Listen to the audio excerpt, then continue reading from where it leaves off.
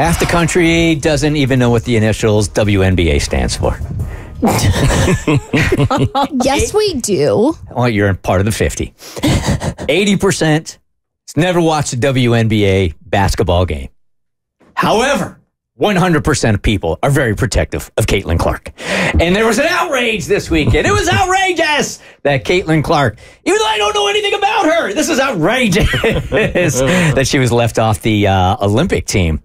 You guys know about Caitlin Clark now. She was the #1 scorer in college, not just women's basketball, college, period, right? So this is her rookie season in the WNBA, the Women's National Basketball Association. She's been getting roughed up a little bit. She's been paying her dues a little bit. So here are the things that you need to know before I read from this article from USA Today, Christine Brennan, who I think really summed it up very, very well, that just what a missed opportunity.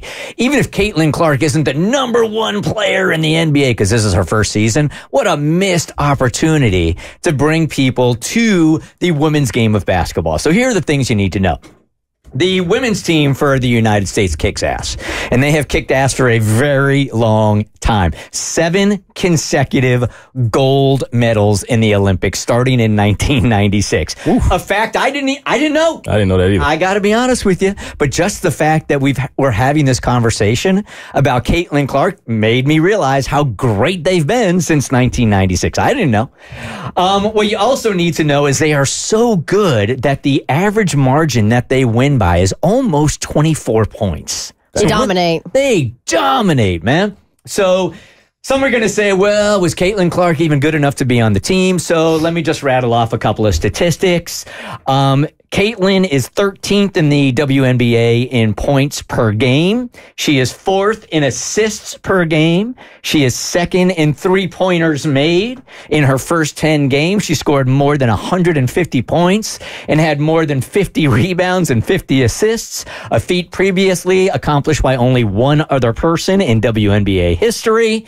She also became the first rookie and the 4th player ever in the league to score 30 points, 5 rebounds, 5 assists, 3 steals, and 3 blocks. She's had a pretty damn good season so far. Real good. Bowling.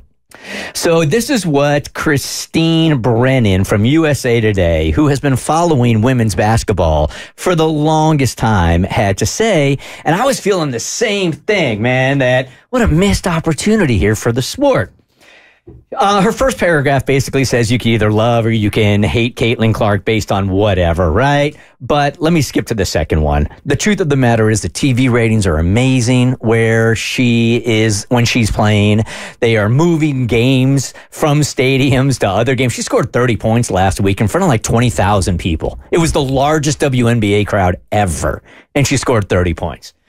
So with Caitlin Clark on the 2024 U.S. Olympic women's basketball team, players who have been largely ignored by the sports media at every Summer Olympic Games that I've ever covered, which is everyone since 1994, would have finally received the spotlight they deserve from a national and global audience.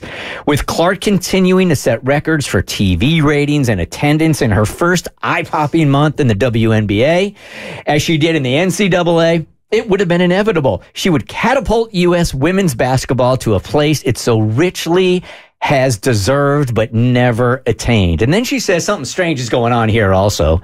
And potentially much more impactful is percolating around the snub of Caitlin Clark. She writes 2 sources. Again, she's a writer with the USA Today. USA Today writers actually have sources. It's not like online.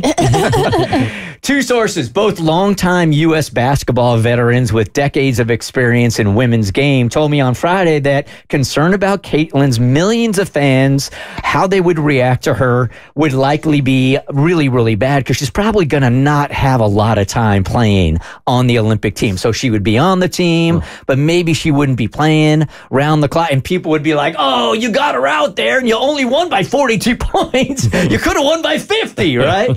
So 2 people spoke on the condition of anonymity, saying that it's a pretty sensitive matter now. And it also says it's an extraordinary admission of the existence of real tension of the old guard of women's basketball for the multi-million-dollar Caitlin Clark. So there's some politics going on there also. And my thing was just like, even if she's not the best player, bringing all those eyes and ears to the game would have been so great.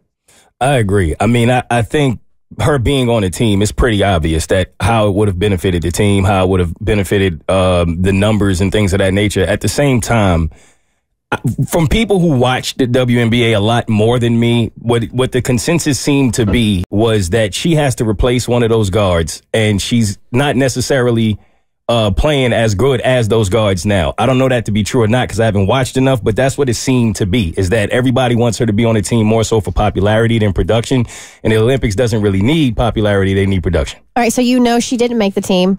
Name one player who did. Taurasi. Diana Taurasi. Diana Taurasi. You got that one. You got one. You got one. Okay. Can you name another one? I cannot. Okay. But I think that's the point, is that I probably would have watched and learned at least 5 other players because Caitlin Clark was playing. But you can also understand the chemistry problems that they would have because, like you said, somebody's going to have to be left off, right? She's going to be on there.